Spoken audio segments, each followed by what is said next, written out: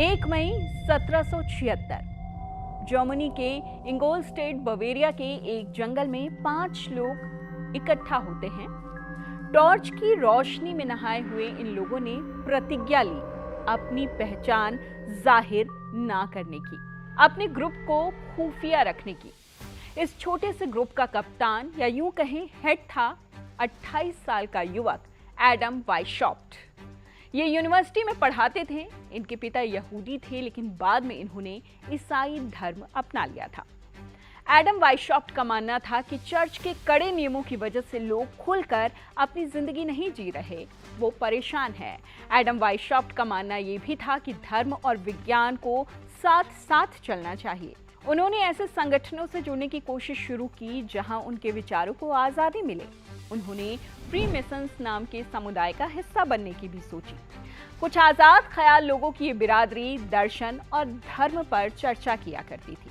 इसे दुनिया की सबसे पुरानी सीक्रेट सोसाइटी कहा जाता है, लेकिन क्रांतिकारी विचार रखने वाले एडम वाइशॉफ्ट को ये जमी नहीं। उसके बाद उन्हें एक ऐसा ग्रुप बनाने का विचार आया जो बिना नियम के जिंदगी जिएगा, जिस पर धर्म की कोई बंदिश नहीं होगी, जो हर बेड़ियों से मुक्त होकर अपनी मनमानी कर सकेगा। इसी थॉट प्रोसेस के साथ शुरू हुई एक सीक्रेट सोसाइटी जिसका नाम रखा गया इल्यूमिनाटी। इसका सिंबल था एक उल्लू, जो रोमन सभ्यता में ज्ञान की देवी मिनर्वा का प्रतीक था। कुछ ही वक्त में इसके मेंबर्स की संख्या 3000 से अधिक हो गई। समझिए कि किस कदर उस दौर में इसकी लोकप्रियता बढ़ने लगी थी। लोग इससे जुड़ने लगे थे, लेकिन इसकी भनक पड़ गई सरकार को और चर्च को। इल्यूमिनाटी के ठिकानों पर रेड पड़नी शुरू हुई और कुछ ऐसे सबूतों के मिलने का दावा किया गया जिससे ये साबित होता था कि ये संगठन सचमुच दुनिया पर राज करना चाहता है।